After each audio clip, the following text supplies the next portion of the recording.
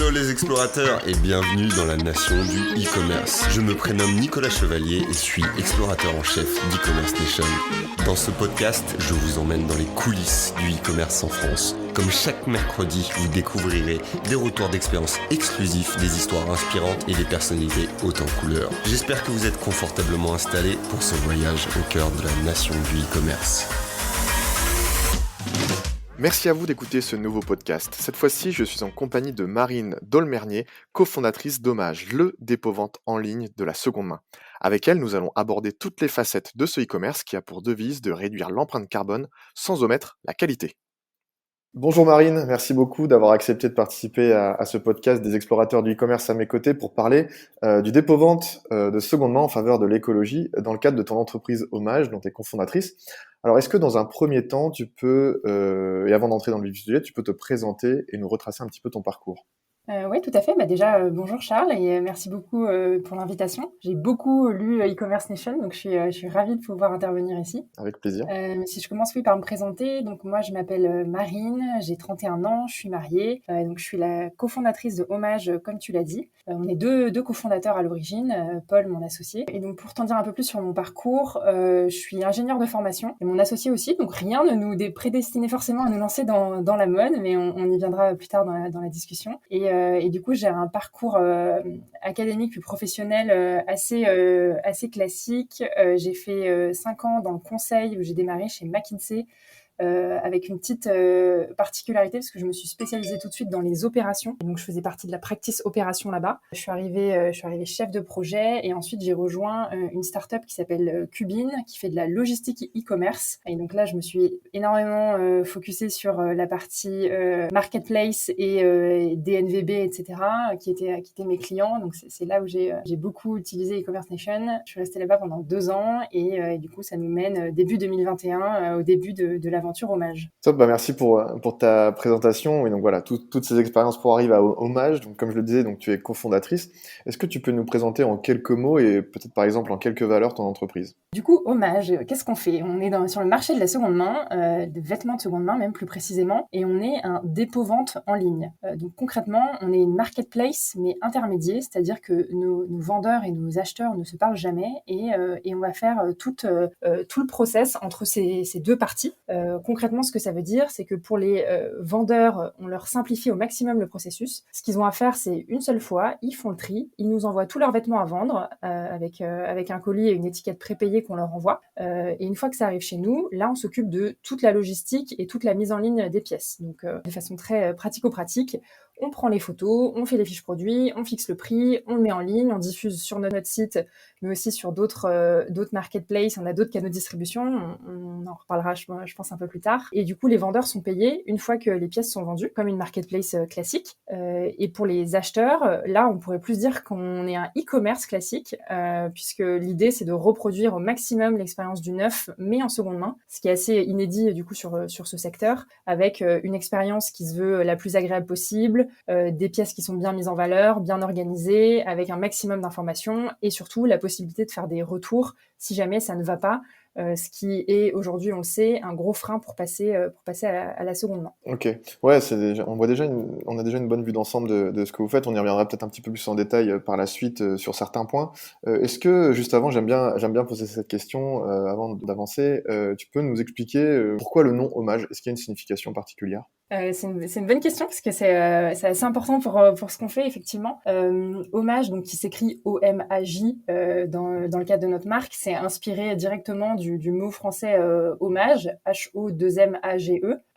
Et l'idée derrière ça, c'était de rendre hommage à toutes les pièces, tous les vêtements qui existent déjà et à toutes les personnes qui ont travaillé dessus. Parce qu'un vêtement, c'est énormément de ressources prises à la planète, que ce soit les matières premières, l'énergie, tout au long du cycle, l'eau, les pesticides, etc. Donc ça consomme énormément. Et en parallèle, c'est aussi des personnes qui ont travaillé sur ces vêtements. Et du coup, on veut pouvoir rendre hommage à tout ce temps et à toutes ces ressources qui ont déjà été utilisées en donnant une seconde vie à tous les vêtements oubliés aujourd'hui. Ok, ouais, bah c'est super clair. On comprend un petit peu mieux ce nom et justement, bah, c'est un petit peu en lien avec ma question suivante, c'est qu'on parlait voilà de l'industrie du textile. Comme tu le rappelais, et si on doit le redire, c'est quand même l'une des industries les plus polluantes sur la planète, hein. Et c'est, j'imagine aussi, au tout départ de votre aventure, l'une de vos motivations. Mais est-ce qu'il y a eu d'autres facteurs qui vous ont poussé à créer Hommage au départ? Ouais, c'est exactement ça. Tu l'as bien deviné. Pour avoir quelques chiffres en tête, le monde de la mode, c'est 4% des émissions de gaz à effet de serre dans le monde. C'est le troisième secteur le plus consommateur d'eau après le riz et le blé, donc pour se nourrir. Et c'est un quart des pesticides utilisés dans le monde. Donc c'est énorme en termes d'impact environnemental. Donc c'est évidemment raison première qui nous a fait choisir ça. Et en fait, c'est même de façon plus générale, notre point de départ, Apple et moi, c'était comment est-ce qu'on peut changer nos modes de vie et de consommation pour une version plus durable et en tout cas plus soutenable pour notre planète. Et au tout départ de l'aventure, pour te dire, on n'était même pas forcément sur les vêtements de seconde main, on était sur la seconde main de façon très générale, parce que c'est un sujet qui nous parle beaucoup à titre personnel. On a des très grosses convictions tous les deux sur les problématiques environnementales. On a changé énormément de choses dans nos vies perso, que ce soit sur la consommation de viande, on est tous les deux végétariens, on évite de prendre l'avion, pas mal d'exemples comme ça, et la seconde main faisait complètement partie de nos vies, et le point de départ, c'était vraiment comment on peut faire de la seconde main un réflexe, parce que nous-mêmes, qui étions super convaincus de l'impact que ça a d'acheter de seconde main, on se rend compte que les gens autour de nous, qui nous côtoient même de très près, qui du coup savent nos convictions et savent l'impact que ça peut avoir, les gens ne s'y mettaient pas. Et du coup, c'est là où, en creusant un petit peu, on se rend compte que, pour nous les premiers d'ailleurs, l'expérience telle qu'elle existe aujourd'hui, en tout cas de la façon la plus fréquente, qui est sur les applications entre particuliers, c'est une expérience qui convient à beaucoup de monde, mais qui est aussi très compliquée pour beaucoup d'autres personnes. Et du coup, c'était un peu là l'idée de départ, de se dire comment est-ce que je rends la seconde main beaucoup plus facile et beaucoup plus accessible. Et après, c'est un peu par cheminement et une réflexion aussi plus business qu'on est arrivé à choisir la mode parmi tout l'univers des possibles dans la seconde main, parce qu'il fallait se focaliser quelque part au début. On est vite arrivé à la conclusion qu'il fallait gérer les opérations pour lever un petit peu les barrières qui restaient qui empêchait en tout cas les gens de s'y mettre. Et donc c'était tout un tas de raisons qui nous ont poussé à choisir d'abord se spécialiser sur la mode, et même en plus particulier sur les vêtements, pour être plus focalisé au départ et pour pouvoir déployer assez vite. Ouais, changer nos habitudes, casser les codes, voilà, c'est ce que tu nous expliquais. Là, en l'occurrence, dans le monde du textile, on y viendra peut-être plus tard, mais sur d'autres produits, parce qu'il y a tout un tas de secteurs où on peut passer par là. Et vous avez choisi, donc chez Hommage, le système du dépôt-vente pour voilà, réduire l'empreinte carbone, mais sans omettre la qualité, c'est important, et c'est ce que vous mettez aussi en avant. Alors, voilà, le dépôt-vente, moi, personnellement, alors je caricature, hein, mais c'est peut-être aussi le cas pour certaines personnes qui nous écoutent, mais je l'associe, tu vois, à un vieil entrepôt avec des meubles, des objets anciens, tu vois, un petit peu comme une brocante, tout ça. Et vous, comment est-ce que vous êtes décidé à vous approprier ce concept dans le cadre de votre site e-commerce, plutôt que par exemple l'achat-revente? Ouais, alors t'as raison, hein, on n'a rien inventé, c'est un concept qui est vieux comme le monde. Il y a plein de dépôts-ventes qui existent, qui sont effectivement des boutiques physiques où on vient laisser les choses qu'on a à vendre et on revient plus tard à la fin du dépôt les récupérer. Donc c'est un modèle qu'on a voulu réinventer, en tout cas revisiter, notamment en ligne, dans le but de pouvoir le faire à l'échelle, hein, parce que en boutique, et d'ailleurs même dans la mode, hein, il y a pas mal de dépôts-ventes qui sont plutôt locaux, qui fonctionnent assez bien, mais avec une zone de chalandise plus petite nécessairement, hein, c'est la beauté du e-commerce. Je pense que tu le sais mieux que moi. Ah oui. On va pouvoir déployer à beaucoup plus grande échelle et opérer tout ça depuis un entrepôt où, pareil, on ne sera pas limité par la place physique. Donc, c'était un petit peu l'idée de départ. Maintenant, pourquoi pas faire de l'achat-revente? Ça, c'est une super question. Il y a des acteurs qui font ça, de l'achat-revente. Maintenant, le business model et les marges font que si on voulait faire de l'achat-revente, on serait obligé de racheter très, très bas. Parce qu'en fait, il faut bien comprendre que dans le business qu'on a, on va dire avancer des coûts, puisque du coup, nous, on doit gérer opérationnellement la mise en ligne, enfin la gestion opérationnelle des produits et leur mise en ligne. Pour autant, on n'a pas forcément encore le revenu qui va en face, puisque le revenu, je vais l'avoir seulement une fois que j'aurai la vente. Et ça peut se faire sous quelques semaines, 1 mois, 2 mois, 3 mois. Et donc, en fait, pendant tout ce temps-là, j'immobilise un petit peu des stocks. Ce qui, aujourd'hui, est gérable pour moi parce que je paye mes vendeurs seulement une fois que c'est vendu. Donc, je peux anticiper là-dessus. Si je devais acheter au tout début en cash, si tu veux, ce qui était un peu le sens de ta question, ça voudrait dire que je dois me couvrir d'avance de déjà tous ces coûts, plus aussi et c'est le plus gros, de l'incertitude de pas forcément vendre les pièces. Et donc ça, plus le fait de rajouter une marge de sécurité, ça demanderait de racheter forcément à très très bas prix. Et du coup, il y a des acteurs qui font ça. Et d'ailleurs, ça marche assez bien sur l'enfant parce qu'il y a une rotation, enfin sur les vêtements enfants, qui est beaucoup plus naturelle, on va dire, puisqu'en fait les enfants grandissent, ils changent de taille super vite, il faut en racheter, donc ça tourne beaucoup plus vite. Et du coup, il y a un gros effet de je veux m'en débarrasser et tant pis si on me le rachète vraiment pas très cher. Sur l'adulte, c'est un petit peu moins vrai et ça l'est surtout beaucoup moins sur nous, notre cœur de gamme, qui va être, je l'ai pas dit encore, mais on a sur un positionnement vraiment milieu de gamme ou premium. La pièce en moyenne chez nous, elle vaut 37 euros. Et en fait, c'est une fourchette qui va de 10 euros à 200, 300, 400 euros en prix seconde main, parce que pour avoir du coup un équivalent prix première main, c'est x2 ou x3 les prix. Donc c'est quelque chose qui est assez relativement premium. On a un cœur de gamme avec du Sandro, Maje, Claudie Pierlot, Bache, Cézanne, etc. Même si on a aussi beaucoup de Zara évidemment et des choses plus luxe. Et donc c'est le modèle qui était le plus pertinent pour nous économiquement, pour satisfaire les vendeurs par rapport à la valeur qu'ils vont récupérer de leurs pièces, et deux, nous être pertinents et être rentables et pas se mettre trop à risque en achetant beaucoup de pièces qu'on n'est pas sûr de pouvoir revendre après. Ouais, c'est intéressant justement. Voilà, c'était aussi pour ça que je voulais te poser cette question, c'était de comprendre aussi tes enjeux et tes problématiques au tout départ, parce que vous êtes une entreprise qui est récente. Et puis voilà, c'est vrai que la problématique de la trésorerie, voilà, pour se constituer un stock de départ, etc. C'est vrai que là, on comprend un petit peu mieux le concept de dépôt-vente par rapport à l'achat-revente. Et concrètement, voilà, admettons, moi, je suis un vendeur, je veux passer par votre plateforme. Comment ça se passe? Je veux vendre un produit sur votre site. Quelles sont les étapes à suivre? Quels services est-ce que vous proposez? Tu nous parlais un petit peu de ça tout à l'heure. Les photos, les fiches produits, les prix, les livraisons. Voilà, comment ça se passe? Ouais, je peux y revenir un petit peu en détail. Du coup, comment ça se passe? Déjà, il faut s'inscrire sur notre site, hommage.fr, et là, on va se laisser guider. Il y a toute la description de notre processus et de ce qu'il y a à faire. Mais pour l'expliquer un petit peu plus précisément, déjà, il faut faire le tri. Chiffre intéressant, c'est qu'un Français moyen ne porte que 30% de ce qu'il a dans son placard. C'est-à-dire qu'il y a 70% des vêtements qui sont pas utilisés, ce qui est assez énorme. Et j'y ai pas cru au début, mais quand j'ai regardé dans mon placard, je crois que je suis même au-dessus de la moyenne. Donc c'est la première chose, ça fait du bien à la planète, au portefeuille et à l'esprit d'être dans un endroit beaucoup plus rangé. Donc, faut passer le pas et se dire, je vais faire le tri. Chose qui est assez importante juste à noter dans notre modèle, c'est qu'on demande aux vendeurs un minimum de 5 pièces à vendre, ce qui n'est pas un problème. En réalité, nos vendeurs et vendeuses, c'est une majorité de vendeuses quand même, ils nous confient 17 vêtements en moyenne. Donc le minimum n'est pas du tout un souci. Et le minimum se justifie par le fait que nous, il faut qu'on rentabilise le transport, puisqu'on paye le transport. Donc on s'inscrit sur notre site, on remplit de façon très sommaire ses éléments pour son compte, donc son mail, etc.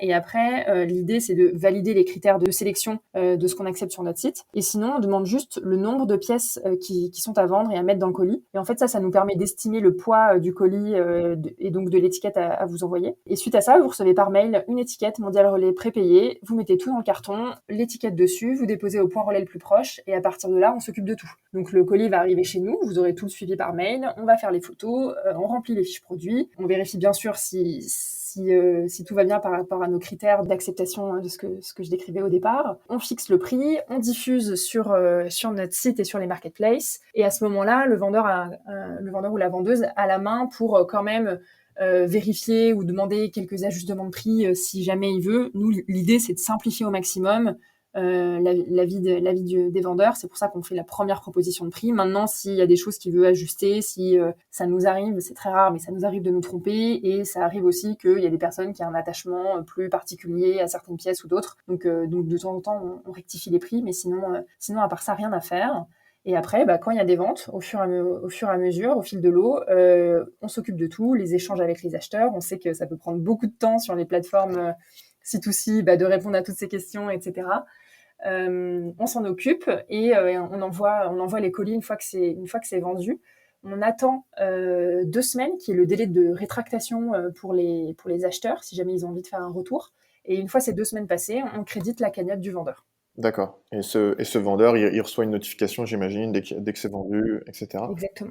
Et du coup, lui, il a rien à payer dans tout le processus. Les étiquettes sont prépayées. Le moment où il pourrait avoir à payer, c'est à la fin du dépôt. Le dépôt dure 6 mois aujourd'hui. Et donc, il a la possibilité de soit récupérer les vêtements, et dans ce cas-là, on facture 9,90 € pour couvrir les frais de renvoi, soit de nous les confier pour y trouver la meilleure vie. Et donc, la plupart du temps, on les donne à Emmaüs qui passe régulièrement récupérer les pièces. Donc au bout de 6 mois, il peut pas dire bah, est-ce qu'on peut les laisser sur Hommage pour essayer que ça se vende encore? Si, Arrive. ça arrive aussi, t'as raison. C'est pas le plus classique, mais ça arrive aussi, Ok. ouais. Et du coup, je fais un petit aparté là parce que une autre question m'est venue avant d'aborder la suite. Du coup, tu nous parles voilà gestion des fiches produits. Il y a toute une logistique derrière aussi tout ça, l'achat, enfin l'arrivée, le départ, etc. Vous êtes combien de personnes chez Hommage?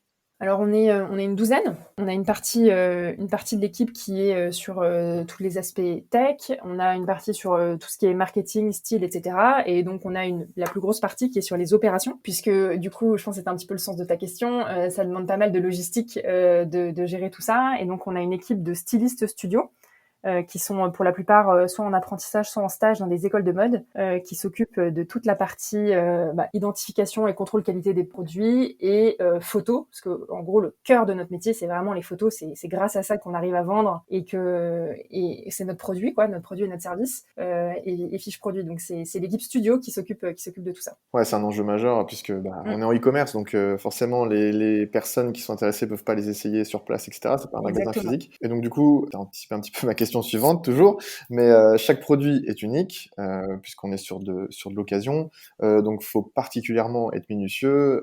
J'imagine que vous avez des points non négligeables pour valider ou non l'arrivée d'un produit sur votre catalogue. Ouais, complètement. Donc on a 2 types de critères. On a des critères de marque, d'acceptation. Globalement, on prend pas l'ultra fast fashion et quelques marques de fast fashion. Et on a aussi des critères du coup d'état. L'idée c'est concrètement, si je devais simplifier, je dirais que c'est des pièces qu'on pourra revendre à plus de 10 € en seconde main. Donc c'est soit des marques bien ou moyennes en très bon état, soit des marques qui sont plus luxe ou en tout cas plus chères, où là on va accepter qu'il puisse y avoir quelques petits défauts. Typiquement, je sais pas, une fermeture éclair qui fonctionne pas bien ou un bouton qui est abîmé ou ce genre de choses, où là, ça va demander un petit effort de réparation que nous, pour l'instant, on fait pas. Mais du coup, la façon de traiter ça, c'est qu'on va énormément baisser le prix. En général, c'est 10% du prix neuf pour laisser cette pièce accessible à quelqu'un qui voudrait pouvoir l'acheter et qui sera en mesure de faire la petite réparation. Donc c'est effectivement le gros de ce qu'on fait. Hein. Il y a un gros enjeu. Chaque produit est unique, donc il y a un gros enjeu sur chacun, tout en étant hyper rigoureux et j'ai envie de dire presque militaire sur les opérations, parce que du coup l'objectif c'est on traite un vêtement en 4 à 5 minutes de A à Z. Ça c'est vraiment le cœur du modèle et ce qui fait que ça fonctionne économiquement. Donc ça, c'est super important. Et derrière, ça demande aussi beaucoup de rigueur dans les opérations et de tech pour pouvoir gérer de façon industrielle un produit unique avec une référence unique, donc un SKU dans le jargon logistique, qui appartient à un vendeur donné. Puisque moi, dans tout le système, je dois pouvoir bien garder la traçabilité de quel produit dans l'entrepôt et à quel vendeur pour, quand il est vendu, pouvoir payer la bonne personne. Donc c'est un modèle qui est quand même assez particulier en termes de logistique et de tech, parce qu'aujourd'hui, un logisticien classique, il a une référence avec des centaines, voire des milliers de produits derrière, qui va dans un emplacement au sol qui fait 2 mètres carrés dans son entrepôt. Et c'est pas du tout les mêmes process, quoi. Oui, oui, effectivement. Et du coup, là, on vient de parler de toute la partie vendeur. Voilà, je veux vendre mon produit, comment ça se passe? Et pour un acheteur, comment ça se passe également? Est-ce que c'est un achat classique, un petit peu comme partout sur les marketplaces, par exemple? Ou est-ce qu'il y a quelque chose en plus? Alors là, du coup, ouais, j'ai envie de dire, t'as raison, c'est classique, ce qui est une prouesse en seconde main, puisque c'est difficile de faire du e-commerce classique en seconde main. Mais effectivement, et d'ailleurs notre site acheteur, enfin sur lequel vous pouvez acheter, c'est un Shopify. Donc c'est pour dire, c'est tout ce qu'il y a de plus classique, on va dire, en e-commerce. Et l'idée, c'est d'avoir un maximum de points de référence où tous les éléments qu'on trouve d'habitude dans le neuf, avec des catégories ou des collections bien agencées, tout un univers, un branding et un concept qui soit bien mis en avant, des fiches produits super propres avec tous les éléments. On prend minimum 5 photos de tous les vêtements, le devant, le derrière, l'étiquette de marque, l'étiquette de composition, l'étiquette de prix et un détail quand il y a besoin. Donc l'idée, c'est que l'acheteur il ait tous les éléments en main pour pouvoir passer sa commande. Si jamais on a un service client qui est assez réactif, s'il y a des questions en plus sur la pièce. Et après, un check-out sur le site assez classique, on paye directement, on est assuré de la disponibilité, il n'y a pas besoin d'attendre que ce soit validé par l'autre partie. Et ensuite, sur la livraison, nous, on prépare, et l'idée, c'est que c'est remis au transporteur le lendemain. Donc pareil, on est sur un parcours de livraison classique pour du e-commerce neuf, en tout cas. Oui, il faut pas qu'au final, l'acheteur, il voit pas du tout la différence entre un produit neuf ou voilà, là, de seconde main sur du dépôt-vente. L'objectif, c'est que voilà, l'expérience soit la plus fluide et classique possible.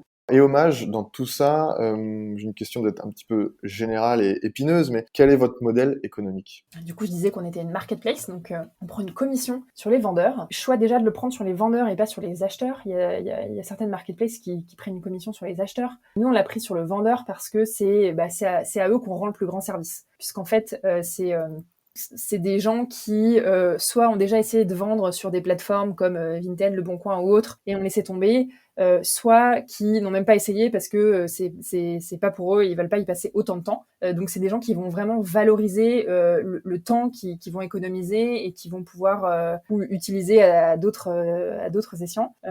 Donc du coup c'est côté vendeur qu'on prend la commission, et donc techniquement notre commission c'est 6 € plus 30% par produit vendu. Donc en gros je te disais que notre prix moyen c'était 37 € sur le site, donc ça veut dire que sur les 37 €, nous on récupère 17 €, ça fait 46% de commission. Ce qui est mieux disant que les dépôts-ventes physiques dont tu parlais au début, Dans ma qui caricature. prennent en général 50%. D'accord. Peu importe le prix. Et nous, l'avantage avec ce modèle, avec une partie fixe et une partie variable, c'est qu'on va pas pénaliser les gros prix. Donc, c'est-à-dire que plus le prix est haut, plus on va prendre une commission qui va être faible. Et donc typiquement, pour une pièce qui va être vendue à 100 € sur notre site, l'acheteur il touche 64 €, donc 64%. Donc c'est beaucoup mieux disant que les dépôts-ventes classiques. D'accord. Ouais, merci à toi aussi d'être transparente sur ces chiffres-là. Voilà, c'est peut-être pas toujours évident d'en parler, mais voilà, tu nous expliques ça très clairement et très précisément, donc merci à toi pour ça. Et donc pour pouvoir justement avoir un modèle économique et avoir un chiffre d'affaires qui tourne et qui, je l'espère, augmente au fur et à mesure, il faut forcément avoir de l'acquisition. Et à ce sujet-là, quelle est votre stratégie d'acquisition? Alors, ça, c'est plutôt Paul, mon associé, qui s'en occupe d'habitude, mais je vais très bien répondre normalement. Il me dira quand il écoutera. Donc, l'objectif initial, vraiment premier, c'est d'améliorer la LTV, donc la lifetime value de nos clients existants. C'est-à-dire qu'on veut que ce soit un business de fréquence d'achat. C'est un business de fréquence d'achat, et donc on veut essayer d'avoir un maximum de clients qui reviennent chez nous plutôt que d'aller faire de l'acquisition de nouveaux clients. Et ça, on l'a déjà vérifié aujourd'hui, où en fait, globalement, sur un an, un chiffre aussi intéressant à avoir en tête, c'est qu'un Français moyen achète en moyenne 10 kilos de textiles par an, ce qui est énorme. Donc, il y a un premier sujet d'en acheter moins. Mais quand on en achète, il faut essayer de minimiser l'impact que ça peut avoir. Et donc, ce que je peux vous conseiller là-dessus, c'est soit de privilégier des marques éthiques, soit de privilégier la seconde main. Évidemment, l'idéal, ce serait que personne n'achète de vêtements tout court. Maintenant, on est très loin de ce monde.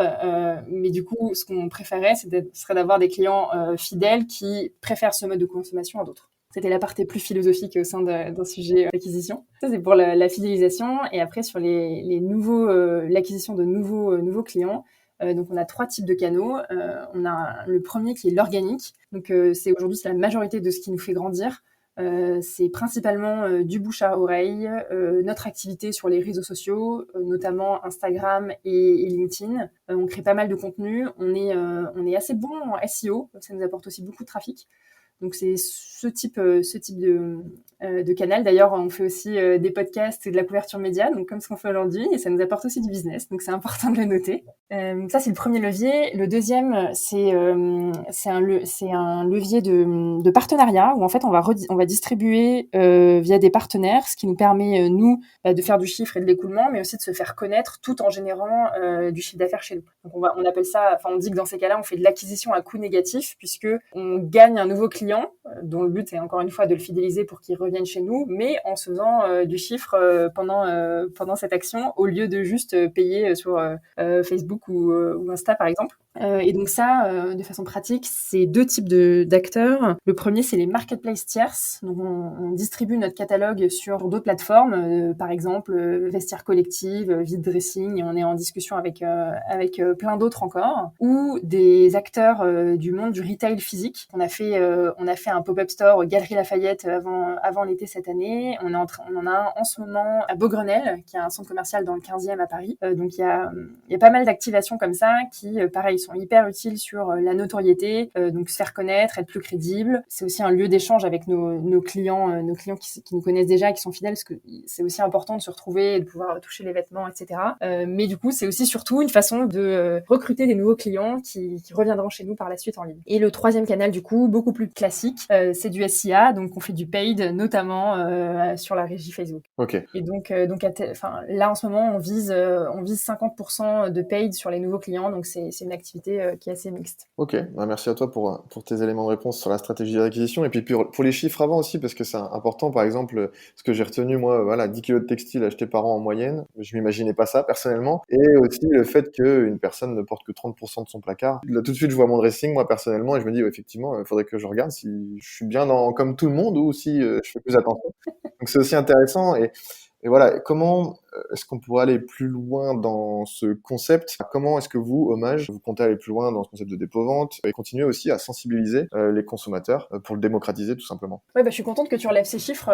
Je pense que c'est important ce que tu dis, parce que finalement, c'est une façon d'agir qui est pas très compliqué. Je pense qu'on peut tous facilement un petit peu changer nos modes de consommation ou d'achat sur les vêtements qui restent. À la base, on doit s'habiller pour pas être nu, mais on en a fait un mouvement de surconsommation qui est juste délirant aujourd'hui. Alors que on parle souvent de sobriété sur plein de domaines. Je pense que dans la mode, c'est peut-être là où c'est le plus simple aujourd'hui, en tout cas pour commencer, si on veut commencer à changer un petit peu ses habitudes. Donc j'aime bien les chiffres que tu as relevés. Et je pense que effectivement, et c'est la raison pour laquelle on a créé Hommage au début, et j'en ai pas parlé tout à l'heure, mais on est entreprise à mission.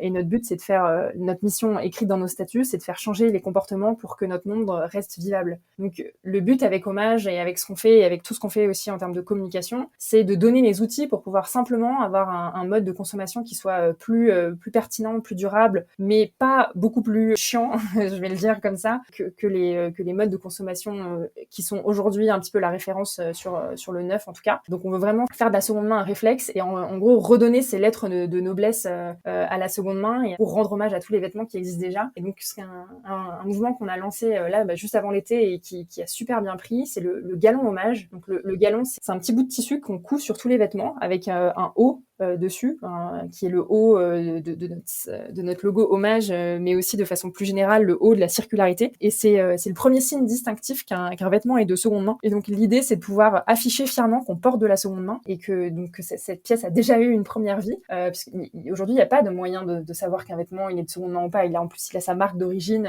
du vêtement d'origine. Et donc nous, on a voulu créer quelque chose qui puisse porter un message vraiment de façon visible, sans pour autant dénaturer la pièce. Vous pourrez aller voir sur notre site, on a quelques exemples, ou alors sur galon.hommage.fr si vous voulez rejoindre le mouvement, qui justement vise à montrer, en tout cas à dire haut et fort, je porte de la seconde main, j'en suis fière, et rejoignez le mouvement. Donc c'est un gros projet qui a mis du temps à sortir, mais dont on est super fiers, qui a été super bien accueilli par notre communauté. On va continuer et amplifier dans les prochains mois. Ok, en tout cas, le message est passé, et puis je retiens aussi, voilà, changer les comportements pour que le monde reste vivable. Voilà, c'est aussi une phrase qui est forte, qui est impactante, qu'il faut qu'on retienne, et on va peut-être aussi, nous tous, regarder si on voit le petit O sur les prochains événements qu'on croise dans la rue. Exactement. Ça, c'est mon rêve, de croiser quelqu'un dans la rue qui a le galon que je connais pas, quoi. Peut-être que dans quelques temps, ce sera beaucoup plus fréquent qu'aujourd'hui. Ouais. On l'espère en tout cas. Et quels sont chez Hommage vos futurs projets, justement, nouveaux produits, gamme, collab, même si tu nous en as déjà un petit peu expliqué certains? Ouais, alors à court moyen terme, déjà l'idée ce sera de sortir une app mobile. Je te disais un petit peu tout à l'heure, le but c'est de coller au maximum aux usages de nos clients et de nos clientes et de la population de façon générale. Et donc sur la seconde main et même maintenant de plus en plus sur la première main, il y a un vrai usage en mobile. Donc pour l'instant notre site il est complètement responsive, hein, on peut l'utiliser en mobile bien sûr. C'est d'ailleurs la plupart de notre trafic, mais l'app ça reste quelque chose d'assez important pour nous. Ensuite on réfléchit à pas mal de nouveaux formats de collaboration de collab avec avec nos ambassadrices et en tout cas des personnes influentes avec qui on a déjà travaillé. J'en ai pas parlé aussi tout à l'heure, dans l'organique, mais on fait souvent des vestiaires avec des influenceuses ou d'autres types de personnes qui peuvent nous aider à porter plus loin encore ce message de circularité en revendant leurs vêtements et en montrant l'exemple. Donc je leur dis merci si elles m'écoutent d'ailleurs. Et en termes de gamme, on va peut-être lancer une partie upcycling, parce que du coup je te disais aussi qu'il arrivait qu'on refuse certains vêtements. Ouais.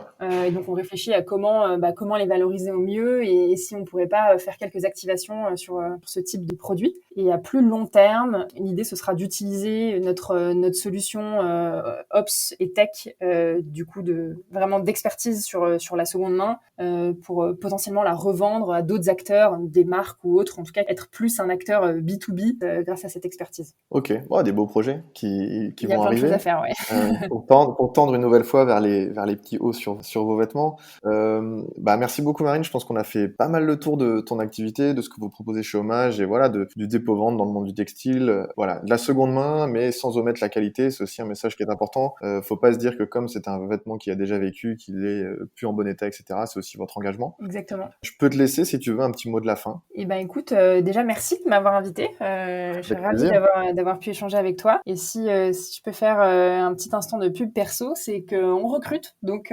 si vous êtes intéressé pour changer la mode et le monde avec nous, n'hésitez pas à aller faire un tour sur Welcome to the Jungle, où on met nos offres sur un petit peu tous les métiers.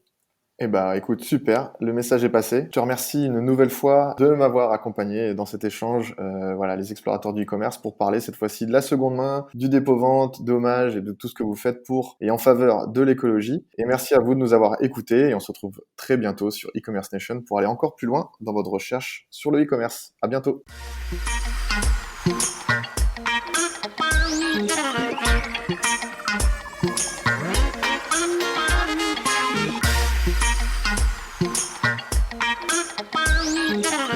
J'espère que ce podcast vous a plu. Je vous donne rendez-vous la semaine prochaine pour la découverte d'une nouvelle personnalité.